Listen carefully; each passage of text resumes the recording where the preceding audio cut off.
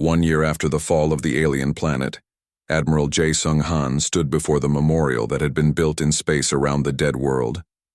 The planet below was still scarred from the huge explosions, but new cities were being built by the freed peoples who had chosen to stay and rebuild. Jae-Sung wore the uniform of the Galactic Liberation Fleet, formed from what was left of dozens of species that had thrown off alien rule in the chaos following the Indomitable's sacrifice. He carried the rank of admiral now, but he still remembered being a simple navigator on a doomed ship. Behind him, representatives from 47 different worlds waited for the ceremony to begin. Humans, yes, but also the blue-skinned Kalani, who had been slaves for 2 centuries, the crystal-like Vorth, who talked through light patterns, and dozens of other species that had been freed when the alien empire collapsed. "Admiral," said his aide, a young Kalani woman named Siravel. "The ceremony is ready to begin. The families of the Indomitable crew are here, along with the alien delegation." Jae-Sung nodded and turned toward the speaking platform. Even now, a year later, he could hardly believe how quickly everything had changed. The mighty alien empire, which had seemed unstoppable, had crumbled in less than 6 months. Without their central command network, alien forces across the galaxy had found themselves isolated and confused. Local commanders had tried to keep control, but they were used to following orders from above, not making decisions on their own. Some had tried to continue the war. Others had tried to make peace deals. Many had simply run back to alien space, abandoning their conquered territories. The human forces, guided by the tactical data from the Indomitable, had launched Operation Cascade, a coordinated campaign to destroy the remaining alien command nodes. Each successful attack had further broken apart the alien empire. What had been a united war machine became thousands of scattered warlords fighting among themselves. But the real victory had come from an unexpected source: the enslaved populations the aliens had conquered. Seeing their oppressors weakened and confused, rebellions had erupted on every occupied world. Species that had been crushed under alien rule for centuries suddenly found their courage and rose up. The liberation had not been without cost. Millions had died in the fighting. Entire star systems had been devastated as alien forces made final, desperate stands. But for every world that burned, 10 more were freed. Jae-Sung approached the platform and looked out at the assembled crowd. In the front row sat the families of the Indomitable crew, wives, husbands, children, and parents who had lost loved ones in the attack on the alien planet. They wore black armbands, but their faces showed pride rather than just grief. Behind them sat the alien delegation, led by former Admiral Thek Vor. The alien who had once commanded hundreds of warships now represented the broken remains of his species. The aliens had been scattered to a few dozen worlds, their empire reduced to a shadow of its former self. They had come to the memorial, not as conquerors, but as defeated enemies seeking peace. "We gather here today," Jae-Sung began, his voice carrying across the memorial plaza, "to remember 800 people who changed the galaxy forever. They were not perfect people. They were not superhuman. They were simply individuals who refused to accept defeat." He pointed toward the recovered data core of the Indomitable, which had been placed at the center of the memorial. The metal sphere was scarred and blackened from the impact, but the information it contained had survived. Captain Do-Woon Park and his crew knew they were going to die. They chose to do it anyway because they believed that freedom was worth more than their individual lives. They proved that even the mightiest empire can be brought down by people who refuse to surrender their principles. In the crowd, Do-Woon's wife Soo-Jin wiped away tears as she held their daughter's hand. The little girl was too young to understand what her father had done, but old enough to know he was a hero. "The alien empire ruled through fear," Jae-Sung continued. "They convinced billions of people that fighting back was hopeless, that slavery was better than death. The crew of the Indomitable showed them that this was a lie. They proved that courage spreads like fire, and that one act of defiance can inspire countless others." Former Admiral Thek Vor shifted uncomfortably in his seat. The aliens had surrendered 6 months earlier, after their remaining forces had been overwhelmed by the combined fleets of the liberated worlds. Their once mighty empire now consisted of 17 worlds and a few hundred ships, all under the protection of the Galactic Liberation Fleet. But this memorial is not just about the past, Jae-sung said. It is about the future we are building together. Humans, Kelani, Vorth, and yes, even aliens who have chosen the path of peace. We are creating a galaxy where no single species can rule all others, where freedom is protected by the many instead of threatened by the few. He paused and looked directly at the alien delegation. The empire that once enslaved trillions is gone forever. In its place, we are building something better, a confederation of free worlds, united not by conquest, but by choice. The ceremony continued with the reading of names. All 800 crew members of the Indomitable remembered individually for their sacrifice. Bora Kim, the brilliant engineer who had made the impossible possible. Hyun-woo Lee, the young weapons officer who had found the enemy's weakness. Yoon-ji Choi, who had made sure their sacrifice would not be forgotten. Do-woon Park, the captain, who had chosen to attack when everyone else was running away. When the names were finished, a moment of silence fell over the memorial plaza. Even the former alien officers bowed their heads in respect for enemies who had defeated them through courage, rather than superior numbers. The galaxy is a different place than it was a year ago, Jae-sung concluded. Wars still exist. Injustice still exists. But tyranny has learned that it is not invincible.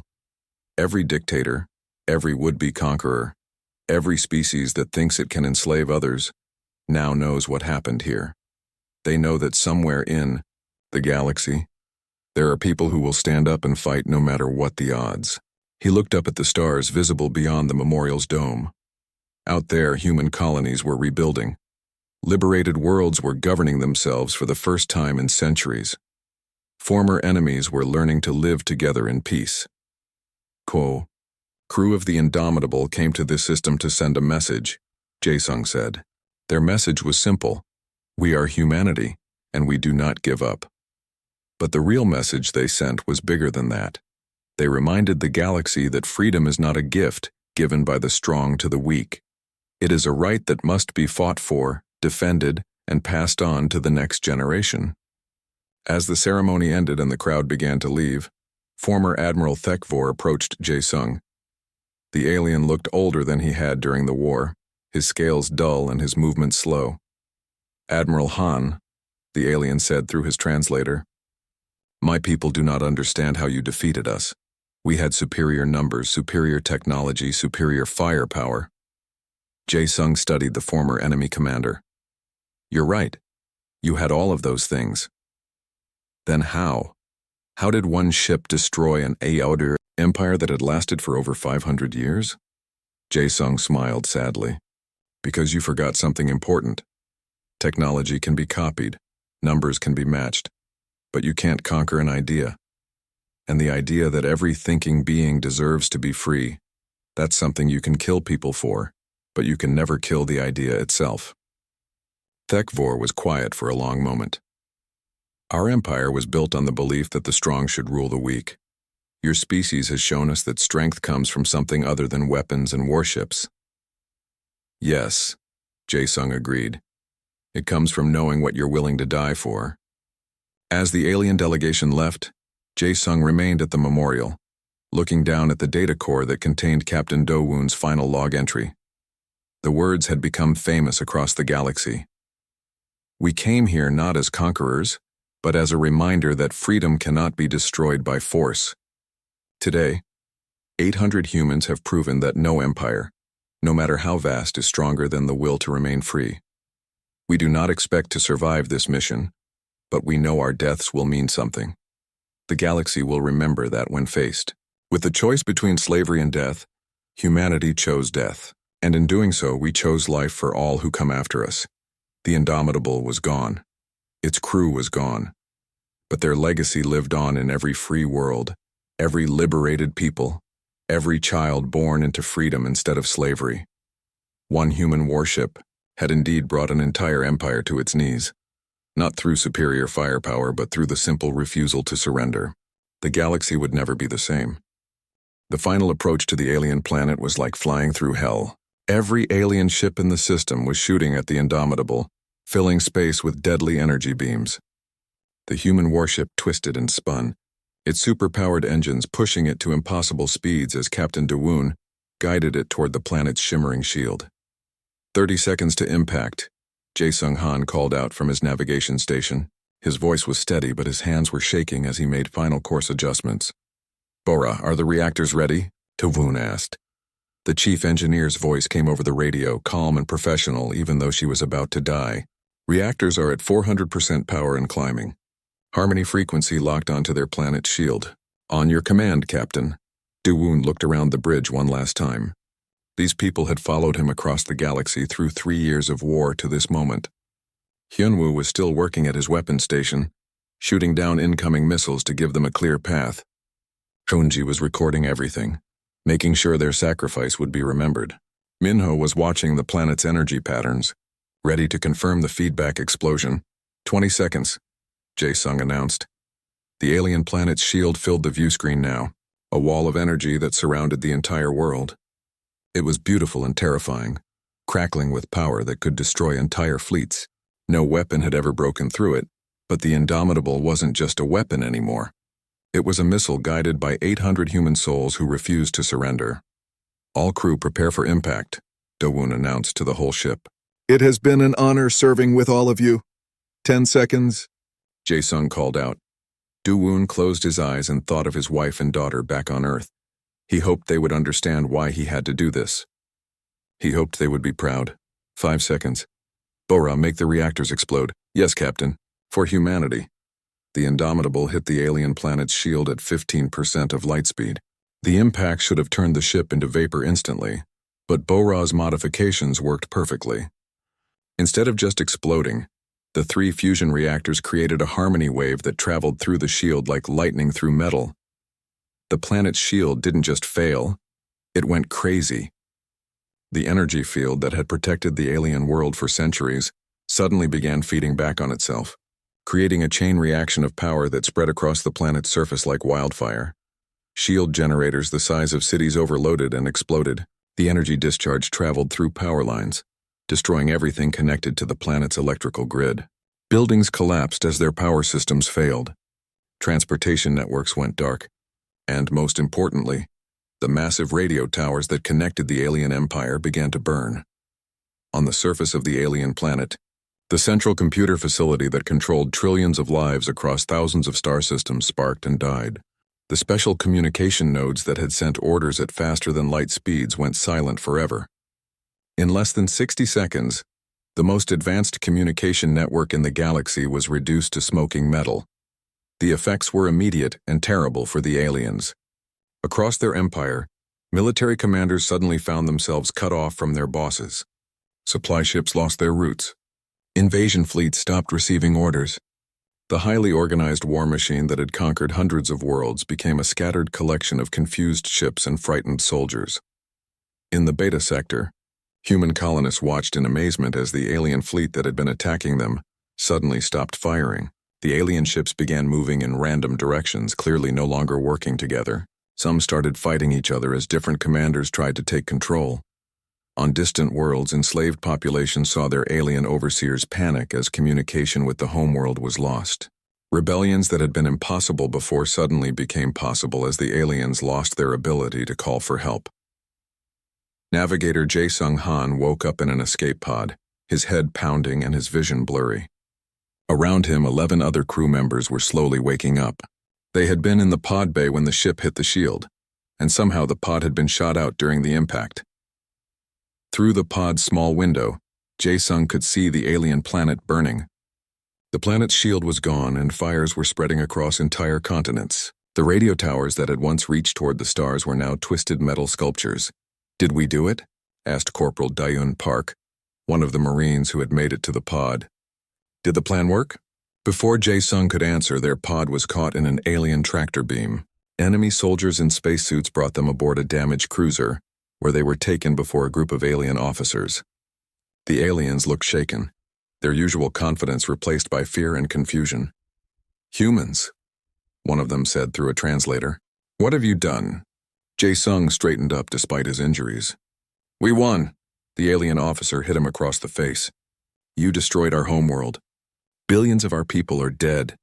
Your empire enslaved trillions, Jae-sung replied, tasting blood. We freed them. Another officer was reading from a data pad, its screen flickering with static. Admiral, I'm getting broken reports from across the empire. Our fleets are losing control. Command networks are down in 17 sectors. Colonial governors are reporting widespread rebellion.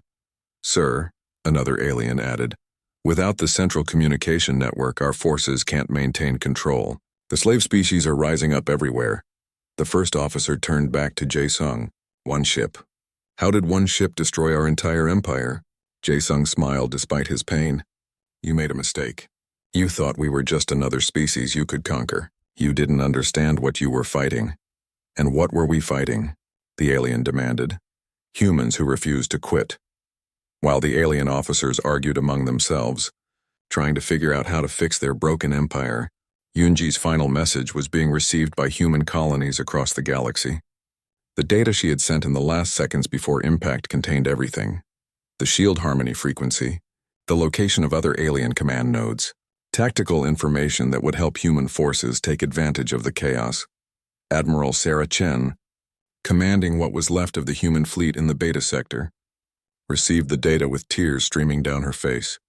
She had known Dawoon since they were both young officers.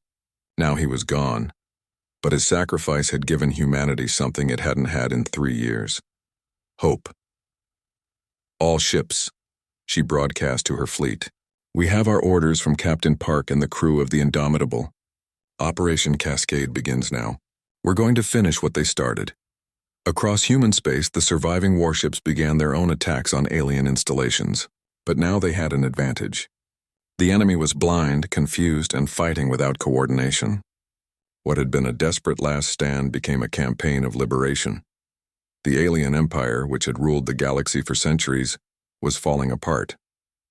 And it had taken just one human warship to start the collapse. Captain Do-woon Park and 787 crew members had died in the impact. But their sacrifice echoed across every star system, every planet, every life that had been touched by tyranny. The galaxy was learning a lesson it would never forget. Never underestimate a species that would rather die fighting than live as slaves. The Indomitable raced toward the alien planet while enemy fire lit up space all around them. The ship shook every time an energy beam came close, but Captain Do-woon kept his eyes on the planet ahead. It was huge, almost twice as big as Earth and covered with glowing cities that went from the North Pole to the South Pole. Captain, said Min Ho-yoon from his science station, I'm reading very strange energy patterns from that planet. It's not just their shield down there. There's something else. Something really big. Do-woon turned to look at the young scientist. Min-ho was new to the crew, but he was very good at understanding alien technology. What kind of something? Radio towers, sir. Hundreds of them. Maybe thousands. All connected to some kind of huge computer facility. Min-ho's eyes went wide as he read his instruments. Captain, I think that planet is the communication center for their entire empire. Yoonji looked up from her station. Sir, I'm picking up data signals from the planet. The amount of information going through their networks is incredible. Orders going out to thousands of star systems. Reports coming back from every corner of their empire. My God, Hyun-woo whispered. It's like the brain of their whole civilization. Do-woon felt his heart beating faster. If the planet really was the central command for the alien empire, then destroying it would do more than just win one battle. It would cut off the head of the snake. Bo-ra, he called down to the engine room. How much time do we have before those engines break? 4 hours and 17 minutes, came the reply. And Captain, the energy readings from that planet's shield are incredible. It's not just protecting the planet, it's taking power from the planet's core itself. I've never seen anything like it. Another wave of enemy ships came at them from the side. The Indomitable twisted and spun through space, its super-powered engines giving it speed no alien ship could match. Hyun-woo's perfectly timed weapon shots destroyed 5 more enemies, but there were always more coming. Damage report, Do-woon called out. Hull broken on deck 15, came the reply. Shields down to 40%, but we're still fighting, sir. On the big screen, the alien planet was getting closer. Do-woon could see the massive shield generators scattered across the planet's surface, each one the size of a city. The energy field they created was like a second atmosphere shimmering with deadly power. "Captain," Minho called out, his voice excited, "I've figured out how their communication network works. They're using something called quantum entanglement to send messages instantly across the galaxy. Every ship, every base, every planet in their empire is connected to the central computer facility on that planet." Quantum entanglement? Dawoon had heard of the idea, but humans had never been able to make it work on a big scale. "It means they can send messages faster than light, sir. No delays, no matter how far away. That's how they control their entire empire so well." Minho paused. "But Captain, if something happened to break the central facility, their entire communication network would fall apart," Dawoon finished. "Every ship, every base, every planet would be cut off from their commanders." "Exactly, sir." Dawoon looked around the bridge. His crew was listening to every word, understanding what it meant. They weren't just attacking a planet anymore. They were trying to destroy the nervous system of the entire alien empire. "Bora," he called down to engineering. "Is there any way to overload their planet's shield? Something that would cause a chain reaction?" There was a long pause before Bora answered. "Maybe, sir. Their shield technology is based on the same ideas as our power reactors. If we could make our reactors vibrate in harmony with their shield generators, what would happen? The feedback loop would overload both systems. Their shields would collapse, and the energy explosion would probably destroy every piece of electronic equipment on the planet's surface." Dawoon felt a chill run down his spine. "Including their communication network."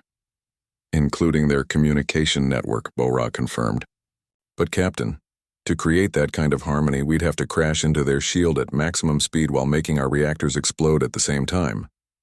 It would destroy the ship. All of us." The bridge fell completely silent. Even the sound of enemy weapons firing outside seemed far away. Dawoon looked at each of his crew members. These people had families, dreams, lives they wanted to live. He had no right to ask them to die. "Sir," Hyunwoo said quietly, "how many humans are left in the galaxy?" "Maybe 2 billion, Dawoon answered. "If we're lucky." "And how many people are under alien control?" "Trillions across hundreds of worlds," Hyunwoo nodded. "Then the math is pretty simple, isn't it? 800 of us against the freedom of trillions." Yoonji spoke up next. "Captain, my little brother is on Earth. If the aliens take our homeworld, he'll spend his whole life as a slave. I'd rather die fighting than let that happen."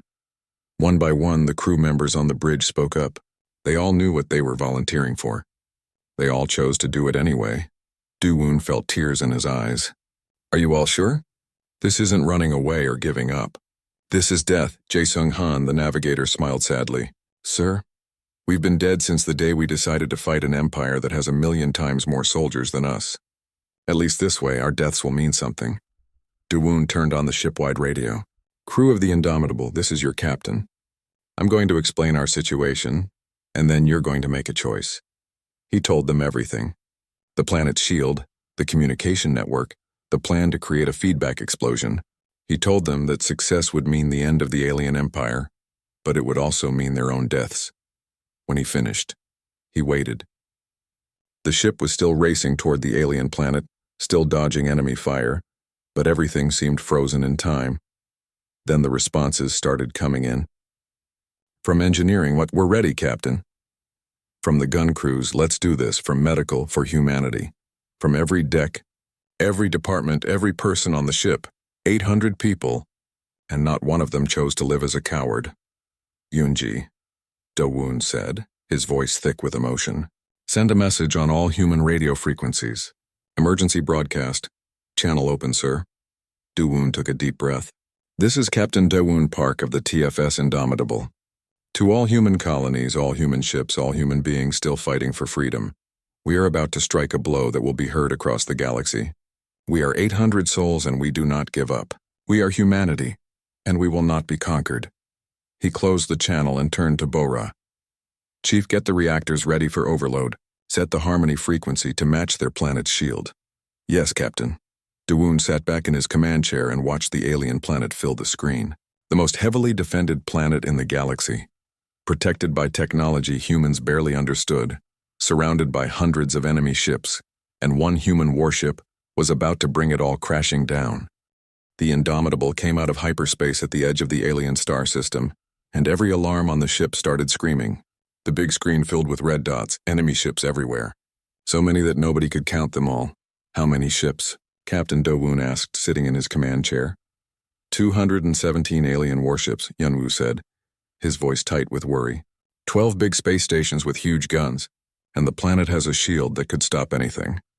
Do-woon looked at the screen showing all the enemy positions. The alien homeworld sat in the middle like a jewel, protected by layer after layer of defenses. The enemy ships were already moving toward them. Each alien ship was much bigger than the Indomitable. Captain, Yoonji said from her radio station, I'm hearing alien messages. They sound confused. One ship is asking if we came here to give up. Another wants to know if we're some kind of new weapon. Let them wonder, Do-woon said. Bora, are the engine changes ready? The chief engineer's voice came from the engine room deep in the ship. Ready when you say so, Captain. But remember, once I make these engines run too hot, we can't change our minds. 6 hours at most before they break down completely. I understand. To it now. Far below in the ship's belly, Bora turned on her special changes to the engines. The 3 big power sources that ran the Indomitable suddenly roared to life with 3 times their normal strength. Energy flowed through every part of the ship, making it glow with barely controlled power. On the bridge, the lights got much brighter. The engines hummed with new strength. Even the air felt electric, like before a lightning storm. Power at 300%, Bora reported. All systems running very hot, but still working. Do-woon smiled. Hyun-woo, aim at the nearest group of enemy ships. Show them what our new power can do. The young weapons officer's hands moved quickly over his controls. Weapons charged and ready. Sir, I'm reading their shield patterns. Just like I thought, they're using the same setup on all their ships. The Indomitable's big guns fired, sending beams of pure energy across space. The shots hit 3 alien ships at once, and instead of bouncing off their shields like usual, the beams went straight through. All 3 enemy ships exploded in bright flashes of light. Nobody on the bridge said anything for a moment. In 3 years of war, human weapons had never done that much damage so easily. How did we do that? Yoonji whispered. Hyun-woo was grinning. Their shields change frequency in a pattern to stop energy weapons. But once you know the pattern, you can time your shots to hit when the shields are weakest. And with 3 times normal power, Bora added from the engine room, we can break through even when their shields are strongest. The alien fleet was moving now. Ships that had been going slowly were suddenly speeding up toward the Indomitable. Weapons were charging up. The huge space stations were turning their massive guns toward the lone human ship. Captain, said Jae Sung-han, the man who planned their course through space, we're getting a message from the alien command ship. It's their top admiral himself. Put him on the screen. The main display changed to show an alien officer. The creature looked like a mix between a lizard and an insect, with 4 arms and red glowing eyes. When it spoke, the computer changed its words into human language. Human ship, you have made a big mistake coming here. This is the sacred home world of our empire. Give up now and we will make your death quick. Do-woon stood up. Tell the admiral that humans don't give up, and tell him he's about to learn something new about us. The alien's eyes glowed brighter with anger. You are 1 ship. We are hundreds. You cannot win. Maybe not, Do-woon said, but we can sure try our best. End the call. The screen went back to showing the tactical situation. The alien ships were coming at them from all sides, trying to surround the Indomitable. Their plan was simple. Use their huge numbers to destroy the human ship with overwhelming firepower. But Do-woon had a different plan. All crew, get ready for high-speed flying, he announced to the whole ship. Jae-sung set course straight for the planet. Maximum speed. Sir, that will take us right through the middle of the enemy fleet, the navigator warned. That's exactly what I want. The Indomitable suddenly shot forward like a bullet. The improved engines pushed the ship far beyond normal fighting speeds. Enemy fire filled the space around them, but the human ship was moving too fast for the alien gunners to aim properly. Hyun-woo worked at his station, firing the ship's weapons as they raced through the enemy formation. Each shot was perfectly timed to hit when the alien shields were weakest. Ships exploded all around them as the Indomitable cut a path through the defensive fleet, like a sword through paper. Damage report, Do-woon called out as they got past the first wave of enemies. Small hull damage on levels 7 and 12, came the reply from the damage control team. Shields holding at 70%. They had just fought through 50 enemy ships and barely gotten hurt. The aliens had expected an easy victory, but the humans were full of surprises. Captain, Yoonji said, I'm listening to alien radio messages. They're calling for help from other star systems. And sir, they're really scared. They've never seen anything like what we just did. Do-woon looked at the planet getting bigger on the screen. The alien homeworld was beautiful in a deadly way, covered in the lights of huge cities and surrounded by defense satellites that sparkled like jewels. Good, he said. Scared people make mistakes, and we're going to need them to make lots of mistakes if we want this plan to work. More enemy ships were moving to stop them. The big space stations were firing their main guns, sending energy beams the size of buildings toward the Indomitable, but the human ship was too fast and too nimble. It danced between the attacks like a small fighter avoiding punches from a giant. Sir, Hyun-woo called out, excitement in his voice. I'm detecting something from the planet. Some kind of huge energy field around the whole world. It's like a shield, but bigger than anything I've ever seen. That must be their planetary defense system, Do-woon realized. It's what's protecting their homeworld from attack. Bora's voice came over the radio. Captain, I'm reading those energy patterns. The planet's shield uses the same basic technology as their ship shields, just made big enough to cover an entire world. If my ideas are right, what ideas? Do-woon asked. If we can get close enough, we might be able to do more than just break through their defenses. We might be able to overload their whole system. Do-woon looked at his crew. They were flying toward the most heavily defended planet in the galaxy, surrounded by enemies who wanted to kill them, with engines that could explode at any moment. It should have been terrifying. Instead, he felt proud. These people, his people, were about to try the impossible, and maybe, just maybe, they would succeed. Captain Do-woon Park stood on the bridge of his warship, watching the stars through the big window. His ship was called the Indomitable, and it was the strongest ship humans had ever built. But even the strongest ship felt small when you were fighting an entire alien empire. The war had been going on for 3 long years. The aliens called themselves the Vorthak, and they were winning. Every week brought news of another human colony destroyed, another world turned into ash. The Vorthak had better weapons, more ships, and soldiers that seemed to never stop coming. Do-woon's hands gripped his captain's chair as he listened to the latest reports. The aliens had taken the outer colonies first. Then they moved to the inner worlds. Now they were attacking the planets closest to Earth itself. Captain, said Yoonji Choi, the woman who handled all their radio messages. Her voice was shaky, and there were tears in her eyes. We just lost contact with the moon base. The aliens are attacking Luna.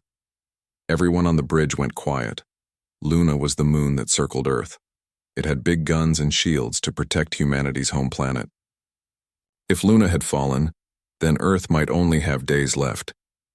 Do-woon closed his eyes and thought about his family back on Earth. His wife worked in a hospital, helping sick people. His little daughter was only 8 years old and loved to draw pictures of spaceships. He had not seen them for 2 years because of the war. Sir, said Hyun-woo Lee from his weapons station. Hyun-woo was young, only 25, but he was the smartest person Do-woon had ever met when it came to guns and shields. The big bosses are telling us to run away. They want all ships to go to the beta sector and make a last stand there. Do-woon looked around his bridge.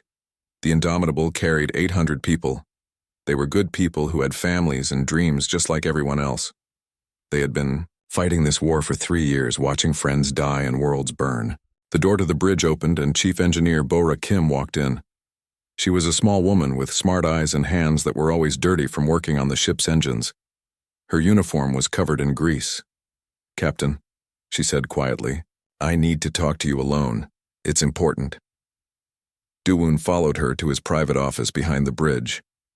Bora locked the door and turned on a machine that would stop anyone from listening to their conversation.